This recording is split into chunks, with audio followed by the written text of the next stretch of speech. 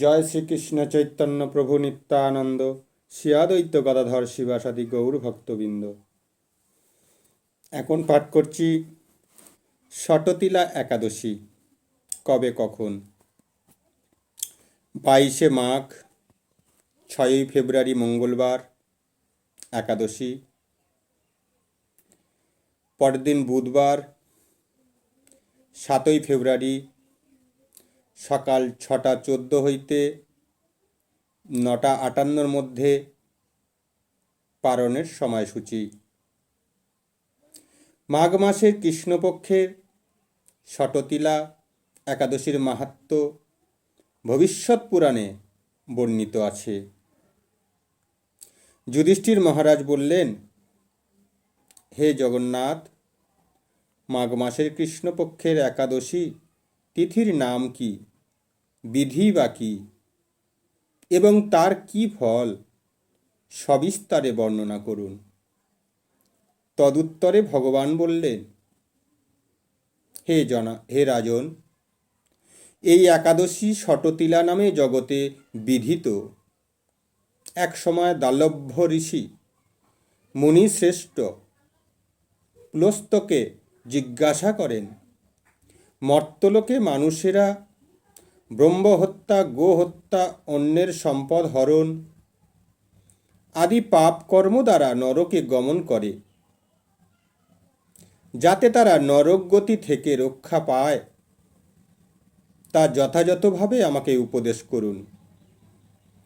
অনায়াসে সাধন করা যায় এমন কাজের মাধ্যমে যদি তাদের এই পাপ থেকে উদ্ধারের কোনো উপায় থাকে তবে তা বলুন। ঋষি পুলস্ত্য বললেন, হে মহাভাগ, তুমি একটি গোপনীয় উত্তম বিষয়ে প্রশ্ন করেছ।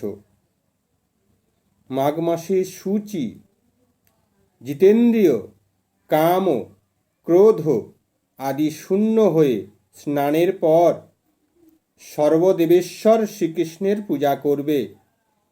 পূজাতে কোনো বিঘ্ন ঘটলে কৃষ্ণ নাম স্মরণ করবে। রাত্রিতে অর্চনান্তে হোম করবে। তারপর চন্দন, অগুরু, কর্পূর, শর্করা প্রভৃতি দ্বারা নৈবেদ্য প্রস্তুত করে ভগবানকে নিবেদন করবে। কুমাণ্ড, নারকেল অথবা 100 গুবাক্য দিয়ে অর্ঘ্য প্রদান করবে। কৃষ্ণ কৃষ্ণ কৃপালুস্তম গতিনায়ং গতি ভর্ব ইত্যাদি মন্ত্রে শ্রীকৃষ্ণের পূজা করতে হয়। কৃষ্ণ আমার প্রতি প্রীত হন বলে যথাশক্তি ব্রাহ্মণকে জলপূর্ণ কলস, ছত্র, বস্ত্র, পাদুকা, গাভী ও তিলপাত্র দান করবে। স্নান দানাদি কার্যে কালো তিল অত্যন্ত শুভ।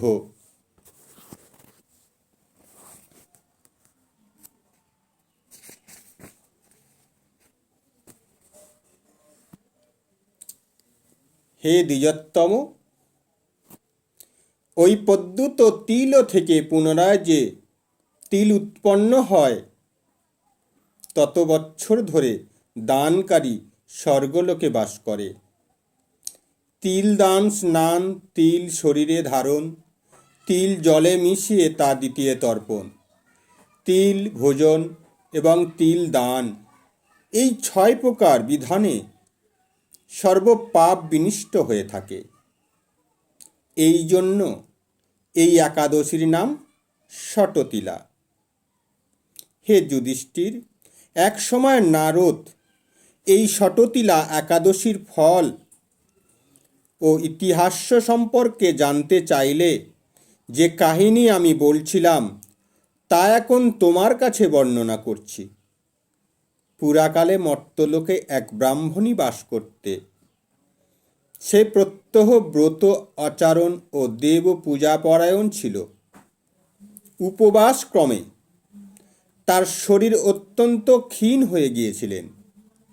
সেই মহাসতী ব্রাহ্মণী অন্যের কাছে থেকে দ্রব্যাদি গ্রহণ করে দেবতা ব্রাহ্মণ কুমারীদের ভক্তি ভরে দান করত, কিন্তু কখনো ভিক্ষুককে ভিক্ষা দান, ব্রাহ্মণকে অন্নদান করেননি। এইভাবে বহু বছর অতিক্রান্ত হলো। আমি চিন্তা করলাম, কষ্টসাধ্য বিভিন্ন ব্রত করার ফলেও এই ব্রাহ্মণীর শরীরটি শুকিয়ে যাচ্ছে। সে যথাযথভাবে বৈষ্ণবদেরও অর্চন করছে, কিন্তু তাদের পরিতৃপ্তির জন্য কখনো অন্নদান করেননি। তাই আমি একদিন কাপালিক রূপ ধারণ করে আমার পাত্র হাতে নিয়ে তার কাছে গিয়ে ভিক্ষা প্রার্থনা করলাম। ব্রাহ্মণী বলল, হে ব্রাহ্মণ, তুমি কোথা থেকে এসেছ? কোথায় যাবে তা আমাকে বলো। আমি বললাম, হে সুন্দরী, আমাকে ভিক্ষা দাও। তখন সে ক্রুদ্ধ হয়ে আমার পাত্রে একটি মাটির ঢেলা নিক্ষেপ করল। তারপর আমি সেখান থেকে চলে গেলাম। বহুকাল পরে সেই ব্রাহ্মণী ব্রত প্রভাবে শারীরিক স্বর্গে গমন করল। মাটির ঢেলা দানের ফলে একটি মনোরম গৃহে সে প্রাপ্ত হল। কিন্তু হে নারদ, সেখানে কোনো ধান ও চাল কিছুই ছিল না, গৃহ শূন্য। দেখে মহাক্রোধে সে আমার কাছে এসে বলল, আমি ব্রত কৃচ্ছ সাধন উপবাসের মাধ্যমে নারায়ণের আরাধনা করেছি। এখন হে জনার্দন, আমার গিয়ে কিছুই দেখছি না কেন? হে নারদ, তখন আমি তাকে বললাম, তুমি নিজে গৃহে দরজা বন্ধ করে বসে থাকো। মর্ত্যলোকের মানবী শরীরে স্বর্গে এসেছে শুনে দেবতাদের পত্নীরা তোমাকে দেখতে আসবে, কিন্তু তুমি দরজা খুলবে না। তুমি তাদের কাছে ষটতিলার ব্রতের পুণ্য ফল প্রার্থনা করবে।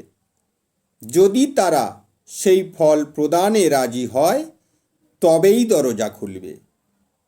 এরপর দেবপত্নীরা সেখানে এসে তার দর্শন প্রার্থনা করল। ষটতিলা ব্রতের ফল পেলেই কেবল সেই মানবী দর্শন দেবেন জেনে তাদের মধ্যে এক দেবপত্নী তার ষটতিলা ব্রতজনিত পুণ্যফল তাকে প্রদান করল। তখন সেই ব্রাহ্মণী দিব্যকান্তি বিশিষ্টা হল এবং তার গৃহ ধনধান্যে ভরে গেল। তার উদ্ঘাটন করলে দেবপত্নীরা তাকে দর্শন করে বিস্মিত হলেন। হে নারদ, অতিরিক্ত বিষয় বাসনা করা উচিত নয়। বিত্তস্বার্থ অকর্তব্য। নিজ সাধ্যমতো তিল বস্ত্র ও অন্ন দান করবে। ষটতিলা ব্রতের প্রভাবে দরিদ্রতা, শারীরিক কষ্ট, দুর্ভাগ্য প্রভৃতি বিনষ্ট হয়।